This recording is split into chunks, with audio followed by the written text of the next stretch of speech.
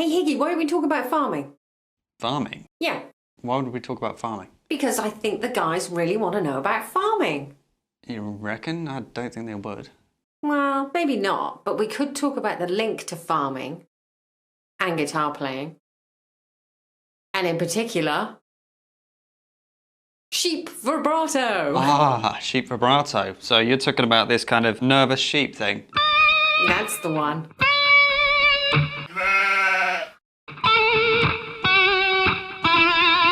Yeah, so our farm animal related introduction is basically leading us up to something which is quite a big problem when it comes to vibrato, guys, and that is something which I call nervous sheep vibrato, and that is that really narrow, fast, sounding thing.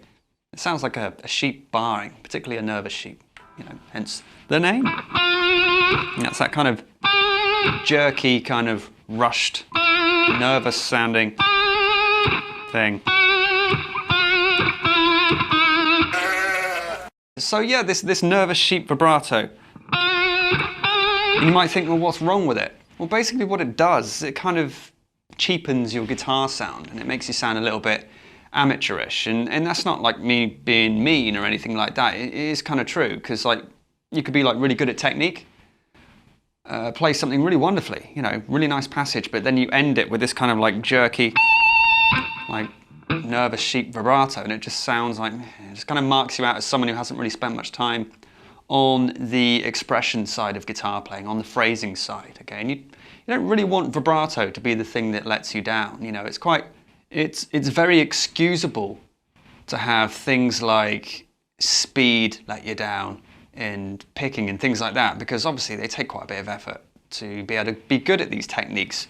But things like vibrato, there's really no excuse to be bad at vibrato. It's really worth getting that sounding really good, because you can be really great at vibrato even as an intermediate guitar player, or as a guitar player who's very good and experienced but doesn't necessarily play fast technical stuff. I mean, isn't that right, Nina? I mean, we hear all the guitar greats. They've all got a great touch, as I call it, and that includes obviously bending and vibrato. And it's not to say that it cannot be used. You can perhaps deploy that sometimes and it sounds okay. Really? Particularly if it's very subtle. So like sometimes if you're playing a note, you can add a really subtle sort of like speedy oscillation to it. And I mean, that's not really fast. I wouldn't like go like that, like I'm having like a stroke kind of vibrato. Yeah. But you can still add a little bit of narrow to it, just to give a note a little bit of a ring. Yeah. Like a lot of players like Randy Rhoads did things like that. But you really don't want that, because a lot of the time to get that really fast vibrato, what people will do is they'll push the string out of tune and then apply that sound, because you have to really like put quite a bit of force behind your fingers to get the speed behind it to be able to do that fast vibrato, especially if you're doing it upwards on the higher strings. If you're doing it downwards, then you're going to be doing it down that way. But again, a lot of people will push the string out of tune, and you'll end up with that kind of, instead of that nice, even, measured approach to vibrato, again, you get the nervous sheep. One of the big rookie mistakes in vibrato is not allowing the string to come back to where you're starting it. So if you're starting on the note of E, and then you do vibrato, but they're never letting the string come back to E, maybe it's coming back to F or something like that, which is a semitone above. So if you're doing that, it's going to sound out of tune. It just will. There are several different types though, aren't there, Higgy? There are. One of my favourites is called classical vibrato. I don't know if that's the actual name for it. I think I've always seen it referred to that way, because I've always seen classical guitar players using it. So I just call it classical vibrato. But it's the one where you go side to side. And it's actually quite hard to develop, because when you first start trying to do it, you won't be able to get it working very well, and you'll think, oh man, this sucks, why would anyone do this? But you can get that happening with every single one of your fingers. Which is another rookie mistake as well, not being able to do vibrato with any finger. A lot of people will just default to just using like the second finger all the time, But what happens if you're playing a run and you land with your third finger, or even your fourth finger? You might play something, a phrase, and the last note you played was with your little finger, you know, and if you can't do vibrato with that, that means either you don't do vibrato on that note, or you're going to have to swap that finger out to a finger which you do feel comfortable doing vibrato on. So that's why it really makes sense to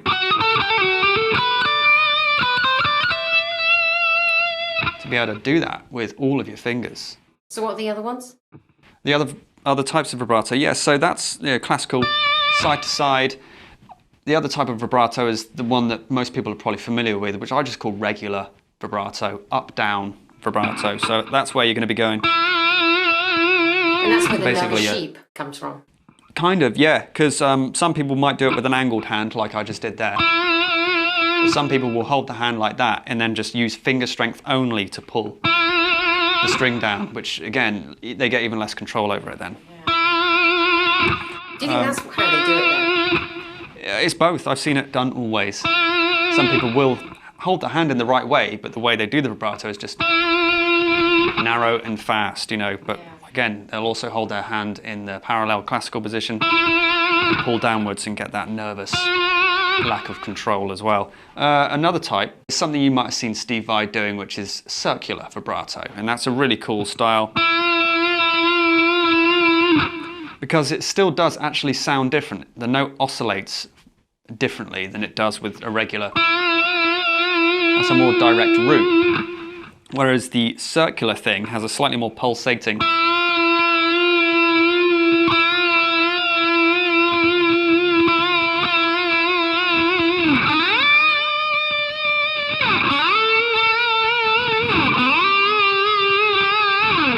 So why should it looks cool as well. Yeah, so why should anyone just bother with vibrato?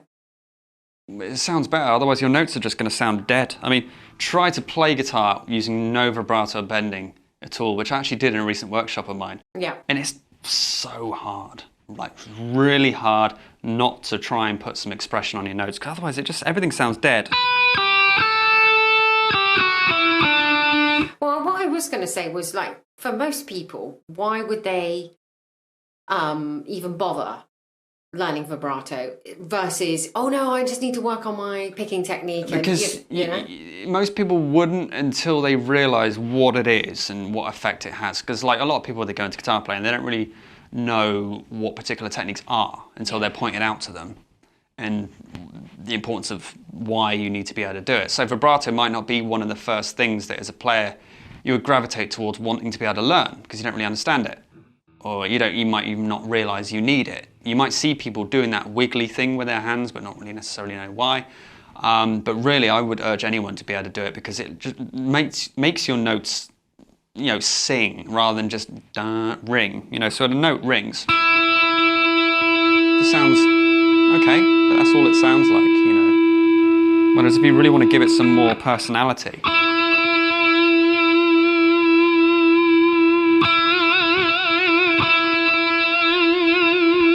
And you can also add variation between notes that don't have it and notes that do have it. See, the opposite side of the coin is as well, you don't want to go overboard and have vibrato on every single note either. Yeah. You know, it really is like a conversation. You know, we don't, like I'm talking to you now, you know, my voice isn't always exactly the same. It'll be in a similar range. Yes. But not every word I speak is going to sound exactly the same. It's not going to have the same inflection, and the rhythm at which I'm speaking as well isn't going to be the same. And guitar playing should be exactly like that too.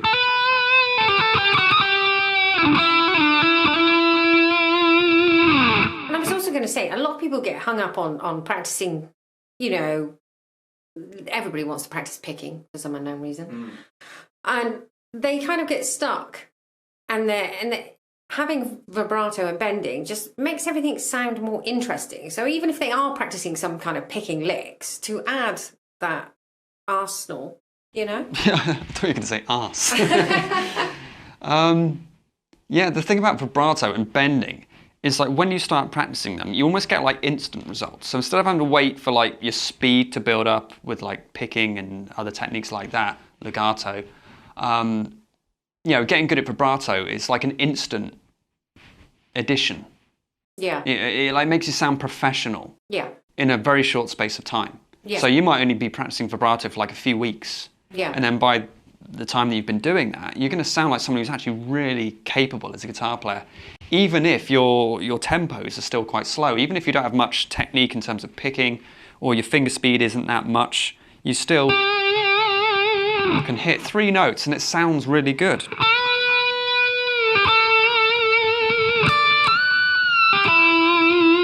That didn't require any speed. Yeah, and that wasn't fast. No, yeah, it wasn't yeah, fast. at So all. that's why I would say to any of you guys, seriously, get your vibrato sorted. And with that bending as well, they really do go hand in hand, because you can't really have one without the other. You know, to be able to be good at vibrato, it means you do have to attend to your bending at the same time, because it involves it in a way. And going back to the thing you don't want, which is the nervous sheep. Okay. It's really just down to a lack of control, all right? And you don't always want your vibrato to be exactly the same all the time. You know, you might be playing a ballad, all right? And that approach isn't necessarily appropriate for that, you know? If you're playing a really fast thrash track, then, you know, some fast vibrato is okay. But again, you know, vary it. It doesn't always have to be narrow. You know, you might want to take it a bit wide.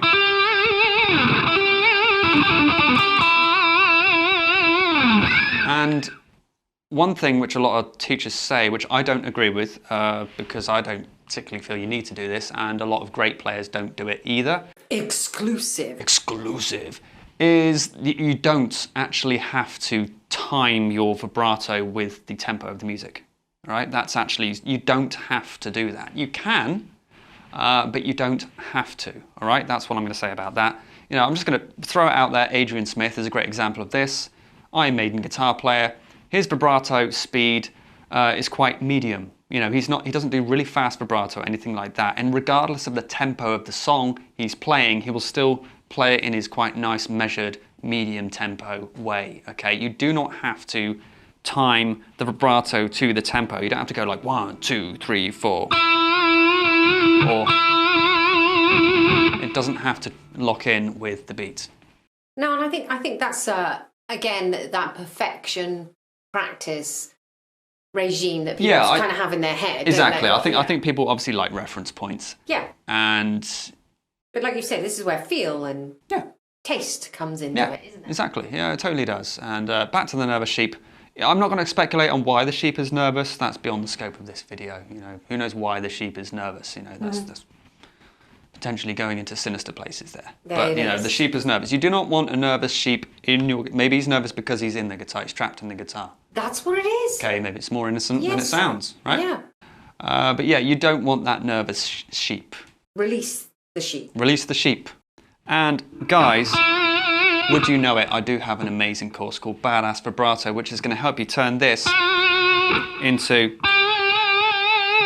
that. And it has all those different styles of vibrato we talked about as well. The regular style, the circular Vi style, and the